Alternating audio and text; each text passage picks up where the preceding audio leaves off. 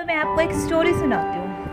एक आदमी था, उसका नाम था आर्किमिडीज। वो मिट्टी में खेल रहा था और उसके पास दो चीज थी। एक तो थी ऐसी बिल्कुल स्पेयर शेप, बिल्कुल गोल, एक बॉल के जैसी, और एक थी उसके पास गोल थी लेकिन वो थोड़ी लंबी, इस तरह की चीज थी।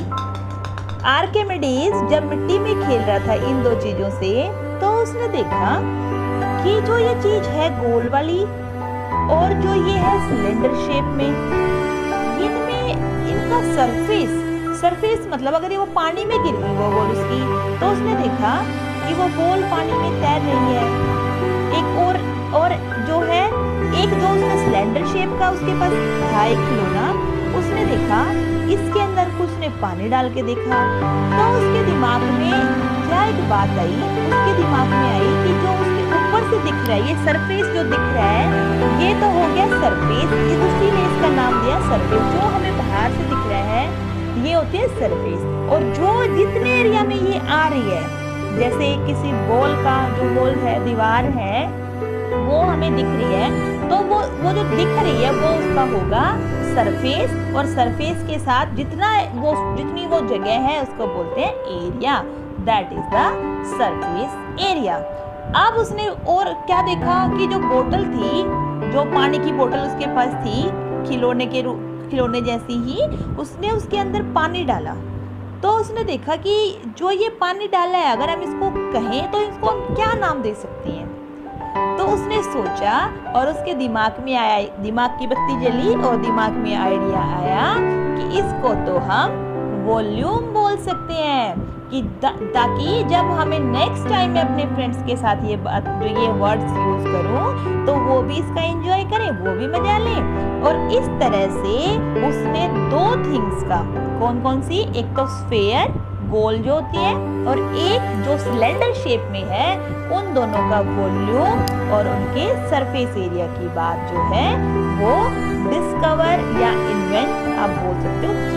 और वहीं से शुरुआत होगी मैथमेटिक्स की, और इन्हीं को हर चीज पे, बाल्टी पे, आपके बकेट पे, सब पे जो ये है यूज होने लगे, ठीक है, बास्केट्स पे।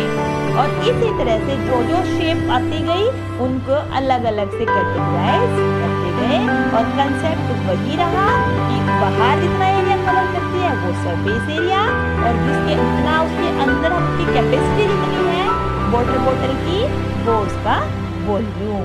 और इसीलिए आर्किमिडीज को मिट्टी में खेलते थे, मिडीज और मिट्टी, इसको आप ऐसे याद कर सकते हो। तो ऐसे मिट्टी में खेलते खेलते उसको आइडिया आया, और जो है वो इतना फेमस हो गया कि उसको, जैसे हम राष्ट्रपिता महात्मा गांधी को हमारे राष्ट्रपिता बना दिया, ऐसे ही आर्किमिडीज को बना दिया फादर ऑफ मैथमेटिक्स। फिर एक दिन ऐसे ही पार्टी में गए आर्किमिडीज, वहाँ पे उसको एक ग्रे कलर में एक बहुत वाइट कॉलर और ग्रे कलर के कॉलर वाला एक इंसान मिला, जिसने बताया, भाई आर्किमिडीज ये तो सही है, लेकिन इसको पूरी डिटेल में उसको और कंसेप्ट, भाई तूने ये चीज ऐसे नहीं, ये तो, और इसको हम डिटेल में अगर करें तो हम इसको ऐसे ऐसे करेंगे। उसने उसको बहुत सारी बातें बताई। उसका नाम था रे डिस्कोलर, जो कि था फ्रेंच फिलोसफर। जैसे फिलोसफर तो हर चीज की बाल की खाल निकालते हैं, ऐसे ही उसने आर्किमिडीज के जो सिद्धांत थे उनको बिल्कुल डीपली और उनको रियल लाइफ में हम इनको कहाँ यूज कर सकते हैं, उसने उसको ये सब समझाया, और उसका नाम था रे डिस्कोलर, और जिसको बोलते हैं हम father of modern mathematics. There are two branches of mathematics, one is modern, one is classical. Classical में मिट्टी में खेलते हुए आर्किमिडीज को सब आई समझ, और जो दूसरी थी रे डिस्कोलर, उसको आई पार्टी में, और उसने ग्रे कलर का जो है कॉलर वाली शर्ट पहनी हुई थी, इसलिए उसका नाम हो गया रे डिस्कोलर। इसको आप ऐसे याद कर सकते हैं। उसके बाद खेल आया डिजिट्स का, नंबर्स का। अब हम सीखेंगे नंबर और डिजिट्स, ये क्या है और ये क्या रोल प्ले करते हैं हमारी लाइफ में। जैसा हम पहले डिस्कस कर चुके हैं, in each and every field, हर जगह पे हम डिजिट्स को यूज करते हैं। और वो डिजिट्स हैं क्या? Let's start. तो मैं आपको एक स्टोरी सुनाती हूँ। एक आदमी था, उसका नाम था आर्किमिडीज। वो मिट्टी में खेल रहा था और उसके पास दो चीज़ थी। एक तो थी ऐसी बिल्कुल स्फेयर शेप, बिल्कुल गोल, एक बॉल के जैसी, और एक थी उसके पास गोल थी लेकिन वो थोड़ी लंबी, इस तरह की चीज थी। आर्किमिडीज जब मिट्टी में खेल रहा था इन दो चीजों से, तो उसने देखा कि जो ये चीज है गोल वाली और जो ये है सिलेंडर शेप में, इनका सरफेस मतलब अगर वो पानी में गिर गई वो बॉल उसकी, तो उसने देखा कि वो बॉल पानी में तैर रही है। एक और जो है, एक जो उसका सिलेंडर शेप का उसके पास था एक खिलौना, उसने देखा इसके अंदर उसने पानी डाल के देखा, तो उसके दिमाग में क्या एक बात आई, उसके दिमाग में आई कि जो उसके ऊपर से दिख रहा है, ये सरफेस जो दिख रहा है, ये तो हो गया सरफेस, उसी ने इसका नाम दिया सरफेस। जो हमें बाहर से दिख रहा है ये होती है सरफेस, और जो जितने एरिया में ये आ रही है, जैसे किसी वॉल का जो वॉल है, दीवार है, वो हमें दिख रही है, तो वो जो दिख रही है वो उसका होगा सरफेस, और सरफेस के साथ जितनी वो जगह है उसको बोलते हैं area, that is the surface area. अब उसने और क्या देखा कि जो बोतल थी, जो पानी की बोतल उसके पास थी, खिलौने जैसी ही, उसने उसके अंदर पानी डाला, तो उसने देखा कि जो ये पानी डाला है, अगर हम इसको कहें तो इसको हम क्या नाम दे सकते हैं। तो उसने सोचा और उसके दिमाग में आया, दिमाग की बत्ती जली और दिमाग में आइडिया आया कि इसको तो हम वॉल्यूम बोल सकते हैं, कि ताकि जब हमें नेक्स्ट टाइम में अपने फ्रेंड्स के साथ ये वर्ड्स यूज करूं, तो वो भी इसका एंजॉय करें, वो भी मजा लें। और इस तरह से उसने दो थिंग्स का, कौन सी, एक तो स्फेयर गोल जो होती है, और एक जो सिलेंडर शेप में है, उन दोनों का वॉल्यूम और उनके सरफेस एरिया की बात जो है वो डिस्कवर या इन्वेंट आप बोल सकते हो की। और वहीं से शुरुआत होगी मैथमेटिक्स की, और इन्हीं को हर चीज पे, बाल्टी पे, आपके बकेट पे, सब पे जो ये है यूज होने लग गया, ठीक है, बास्केट्स पे। और इसी तरह से जो शेप आती गई उनको अलग अलग से कैटेगराइज करते गए, और कंसेप्ट वही रहा कि बाहर जितना एरिया कवर करती है वो सरफेस एरिया, और जितना उसके अंदर उसकी कैपेसिटी जितनी है वाटर बॉटल की, वो उसका वॉल्यूम। और इसीलिए आर्किमिडीज को मिट्टी में खेलते थे, मिडीज और मिट्टी, इसको आप ऐसे याद कर सकते हो। तो ऐसे मिट्टी में खेलते खेलते उसको आइडिया आया, और जो है वो इतना फेमस हो गया कि उसको, जैसे हम राष्ट्रपिता महात्मा गांधी को हमारे राष्ट्रपिता बना दिया, ऐसे ही आर्किमिडीज को बना दिया फादर ऑफ मैथमेटिक्स। फिर एक दिन ऐसे ही पार्टी में गए आर्किमिडीज, वहां पे उसको एक ग्रे कलर में एक बहुत वाइट कॉलर और ग्रे कलर के कॉलर वाला एक इंसान मिला, जिसने बताया, भाई आर्किमिडीज ये तो सही है, लेकिन इसको पूरी डिटेल में उसको और कंसेप्ट को, भाई तूने ये चीज ऐसे नहीं, ये तो, और इसको हम डिटेल में अगर करें तो हम इसको ऐसे ऐसे करेंगे। उसने उसको बहुत सारी बातें बताई। उसका नाम था रे डिस्कोलर, जो कि था फ्रेंच फिलोसफर। जैसे फिलोसफर तो हर चीज की बाल की खाल निकालते हैं, ऐसे ही उसने आर्किमिडीज के जो सिद्धांत थे उनको बिल्कुल डीपली, और उनको रियल लाइफ में हम इनको कहाँ यूज कर सकते हैं, उसने उसको ये सब समझाया, और उसका नाम था रे डिस्कोलर, और जिसको बोलते हैं हम father of modern mathematics. There are two branch of mathematics, one is modern, one is classical. Classical में मिट्टी में खेलते हुए आर्किमिडीज को समझ, और जो दूसरी थी रे डिस्कोलर, उसको आई पार्टी में, और उसने ग्रे कलर का जो है कॉलर वाली शर्ट पहनी हुई थी, इसलिए उसका नाम हो गया रे डिस्कोलर। इसको आप ऐसे याद कर सकते हैं। उसके बाद खेल आया डिजिट्स का, नंबर्स का। अब हम सीखेंगे नंबर और डिजिट्स ये क्या है और ये क्या रोल प्ले करते हैं हमारी लाइफ में, जैसा हम पहले डिस्कस कर चुके हैं। In each and every field, हर जगह पे हम डिजिट्स को यूज करते हैं, और वो डिजिट्स हैं क्या। Let's start.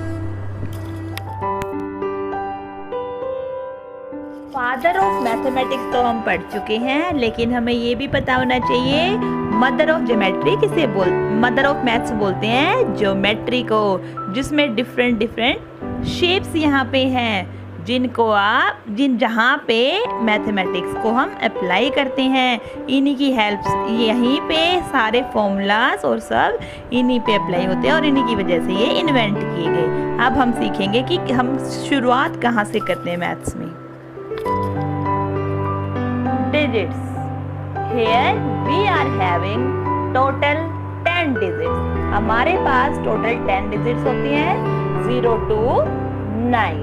अब ये CTET, HTET जो टेट वाले एग्जाम में सब में बेसिक क्वेश्चन आते हैं कि जो 0 होती है डिजिट्स 2 टाइप की, सिग्निफिकेंट और इनसिग्निफिकेंट। जो आपकी डिजिट है 0 ओनली वन सिंगल डिजिट जो की होती है इनसिग्निफिकेंट डिजिट, और जो भी बाकी बच गई 0, 1 to 9 वो सारी होती हैं सिग्निफिकेंट डिजिट। इसके साथ ही आपने ये 3 वर्ड्स देखे होंगे, सिंगल अल्फाबेट N, W और Z। यहाँ पे जो N होता है मैथ्स में वो होता है नेचुरल नंबर।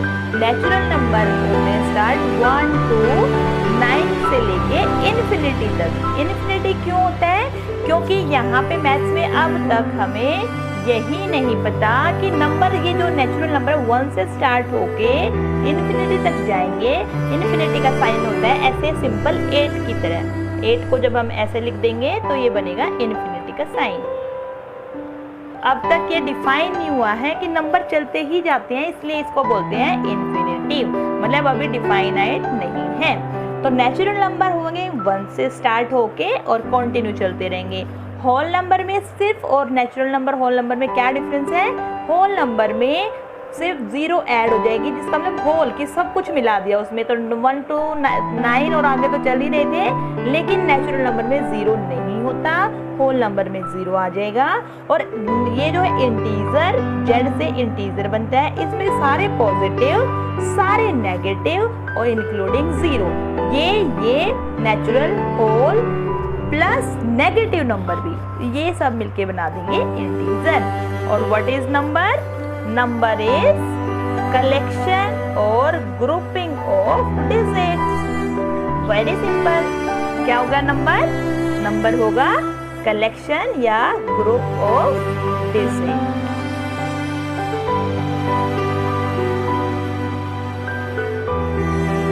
अब है, जैसे एक पापा के होते हैं 3 बच्चे, ऐसे ही मैथ के 3 पार्ट कह सकते हो, टाइप कह सकते हो या ब्रांच कह सकते हो।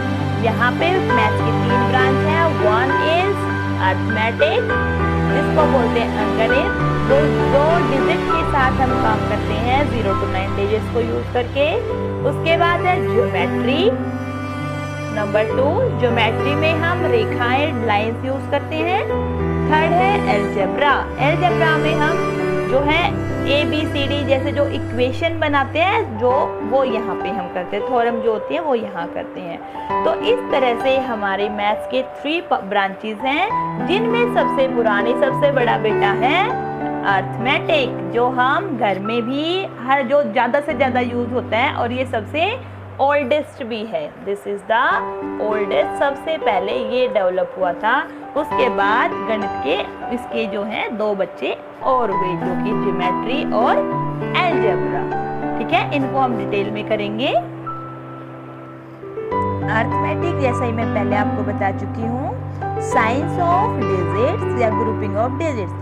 यहाँ पे एक अंक या बहुत अंकों के समूह के बीच में जो विज्ञान है, उसके अध्ययन को बोलते हैं अर्थमेटिक या अंकगणित। रैशनल नंबर, रैशनल नंबर होते हैं ऐसा नंबर जिसको हम P/Q जो है न्यूमरेटर और डिनोमिनेटर की फॉर्म में लिखवाएं, तो उसको बोलते हैं रैशनल नंबर। जहाँ पे जो डिनोमिनेटर है वो 0 नहीं होना चाहिए, क्योंकि अगर वो 0 हो गया तो नंबर हमारा बन जाएगा, क्योंकि अब तक 0 से डिवाइड करना हमने सीखा ही नहीं है। इसलिए जो फॉर्म ऑफ रैशनल नंबर है वो होती है 2/3 यानी कि न्यूमरेटर बड़ा हो सकता है, डिनोमिनेटर कोई भी बड़ा हो सकता है और इस फॉर्म में होता है। उसके बाद है इरेशनल नंबर। इरेशनल नंबर होते हैं जिसका एंड हमें नहीं पता चले, इसमें p/q की फॉर्म में हम नहीं लिख सकते, जैसे जो इमेजिनरी वैल्यू है, ठीक है, जिनका हमें एंड नहीं पता, जैसे स्क्वायर रूट ऑफ 2, जिनको हम डिटेल में आगे करेंगे। स्क्वायर रूट ऑफ 3 ये 1.4 और 1.4 ऐसे चलता रहेगा, 2 का 3 का भी ऐसे और 11 का भी ऐसे। तो ये हमारे होते हैं, तीनों ही पार्ट होते हैं हमारे अंक गणित के, दैट इज अर्थमेटिक। हमारे एक बहुत ही महान जो है मैथमेटिशियन थे आर्यभट्ट, जिन्होंने हमें पाई और ज़ीरो की जो है डिस्कवरी करके दी, और जो ये पाई थी इसकी वैल्यू भी जो है इरेशनल वैल्यू थी। आर्यभट्ट ने अपनी पुस्तक लिखी है जो कि संस्कृत भाषा में है और वो है आर्यभट्टीय, ठीक है। इसमें उन्होंने पूरा इसका व्याख्यान किया हुआ है।